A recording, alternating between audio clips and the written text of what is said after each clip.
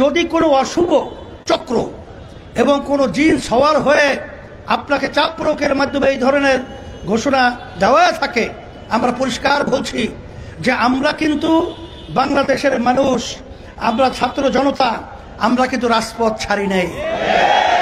আমরা কিন্তু রাজপথে আছি যতক্ষণ পর্যন্ত আমাদের এই দেশ সুন্দর না হবে, আমাদের কাঙ্ক্ষিত সংস্কার বাস্তবায়ন না হবে, যতক্ষণ পর্যন্ত বিচার খুঁজে দৃশ্যমান না হবে, ততক্ষণ পর্যন্ত পূর্বের নিয়মে এই নির্বাচন বাংলার জমিনের ভিতরে হতে পারে না, হতে দেওয়া হবে না। সাথে সাথে আপনারা জানেন যে বাংলাদেশে 53 বছর যে পদ্ধতিতে নির্বাচন হয়েছে, এই নির্বাচন পদ্ধতি সংস্কার প্রধান সংস্কারের মূল লক্ষ্য। সেই সংস্কারটাই হলো 91 দেশের মতো, যেখানে পিআর পদ্ধতি নির্বাচনের মাধ্যমে সেই দেশ রাজনৈতিক অশান্তি, অরাজকতা, খুন খারাপি অনেকাংশে সুন্দর পরিবেশ তৈরি হয়েছে। আমরা দাবি করেছি যে পিআর পদ্ধতি নির্বাচনের মাধ্যমে এই দেশ সুন্দর হওয়া সম্ভব।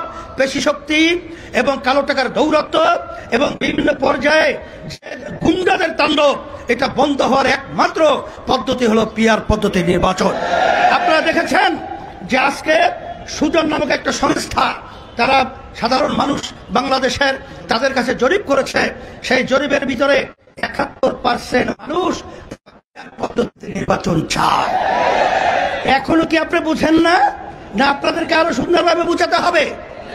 আমরা পরিষ্কার বলছি, এখন কিন্তু সর্বশ্রেণীর মানুষ, সাংবাদিক, সর্বমহলে সকলের দাবি হলো পিআর পদ্ধতি নির্বাচন বাংলাদেশে অনুষ্ঠিত হতে হবে,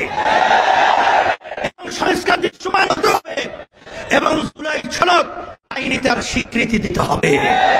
যদি জুলাই সনদ স্বীকৃতি না হয়, তারা ক্ষমতা আসবে 2 বছরে তারা পাশ করিয়ে নেবে। এটা হইলে গ্রাম্য কথা আছে, গুড়ে বালি। এটা কখনোই সম্ভব না, হতেও পারে না।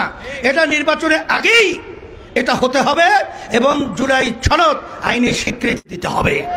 সেই লক্ষ্যে আপনাদের সকলকে উদাত্ত আহ্বান জানাচ্ছি, আসেন এই টেন্ডারবাজি, চাঁদাবাজি এবং এই খুনি এবং এই বাংলাদেশকে অশান্তি যারা করে, এবং এক কথায় বলবো, বিদেশের যে আধিপত্য বিস্তার রোধের জন্য একমাত্র বাংলাদেশে সুন্দর করার পদ্ধতি এবং মানুষ সর্বদিক থেকে সুন্দর পরিবেশ তৈরির জন্য পিআর পদ্ধতি নির্বাচন হতে হবে।